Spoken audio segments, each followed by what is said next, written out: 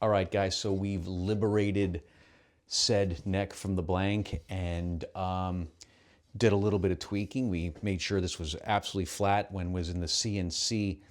There's a little bit of area, maybe it was a couple thousandths of an inch up here. I just wanted to make coplanar so when the fretboard went on, there wouldn't be any potential for unsightly gaps, so not good. We also, I always say we, it's me. Basically, one of the more stressful operations for this job too at this phase is we have to drill the truss rod access hole so you can get a wrench in there and adjust the truss rod. And that is a super stressful operation because I have to take this big bit, 1/4 inch, get it into the hole, right? And sort of go at the lowest angle possible, all the while not nicking this area of the neck. Trying to come up with various solutions for that right now. I'm hunting down a machinist that can make me maybe a drill guide. I don't know if it's gonna work. Maybe I can put some heat shrink tubing around this bit to protect this area. But locating the starting hole there is a mystery every time. And when you've got at least a $80 piece of wood in your hand, you don't want to screw it up. So that's what's going on right now. And I think we'll take it away for our next phase is we'll put the truss rod in and then we're going to glue a little fillet over the top to compress that so it doesn't rattle around. We'll continue sanding the fretboard, get that level because I had to do a couple of fills there around the dot markers, just make sure some wood dust in there to make sure it's perfect. And then we'll glue that on top of here and we'll take it from there. All right, let's get to it. Okay, gang, here we are with a dial caliper getting the width of that slot that we need to cut a piece of wood.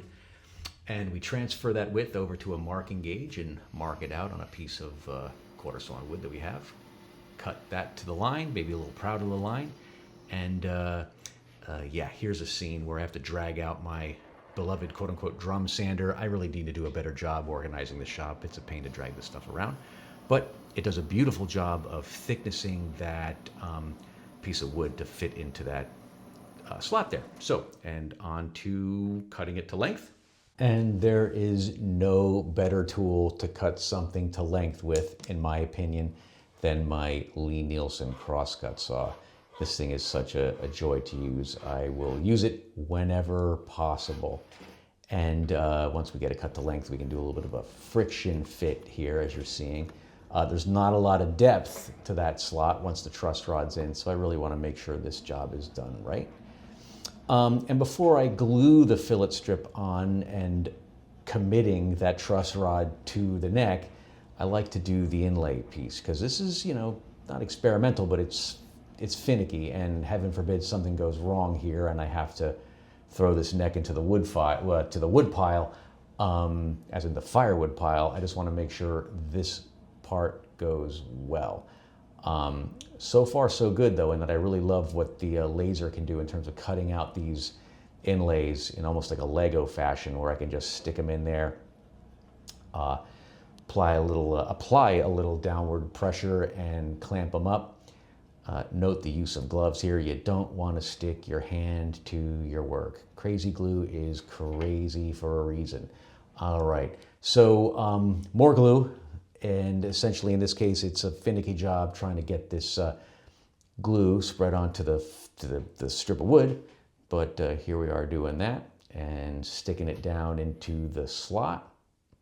From this point, we want to make sure that we have a decent amount of clamping pressure. And the more clamps you can commit to this purpose, the better. Mild clamping pressure is fine, but you really do want to have a positive downward force to keep that truss rod from rattling around, particularly if it's in the neutral position. And you can see me now over in the corner there checking that nut to make sure it hasn't been seized up. Yeah, and sorry about the camera wobble here, guys, but on to paring off the excess material for the inlays. And this is a fun job. You just got to take your time, make sure your chisel is sharp, and it really is enjoyable to do, nice and quiet and peaceful, provided you don't gouge the neck. And from that point, we want to make sure that our fillet is flush with the top of the neck there. And no better tool to do that with a block plane, and following it up here with a cabinet scraper. And giving someone a plug is almost silly because only 5 people will watch this, but my God, the Lost Art Press, AKA Crucible Tool cabinet scraper is just terrific. Don't buy anything but that. And that's that. Okay, guys, I think we'll end it there today. What have I done?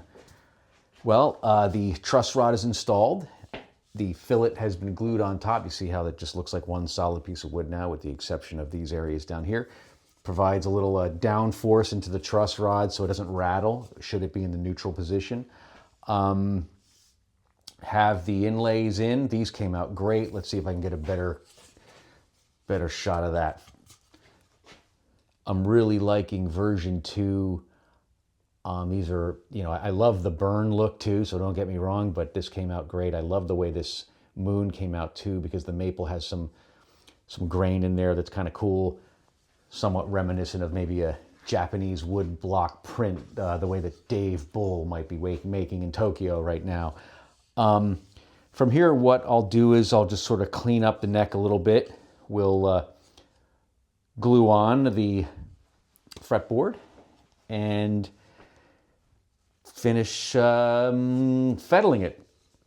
And from there, we'll move on to the body. So that's that. Thanks again for watching, and take care. Bye.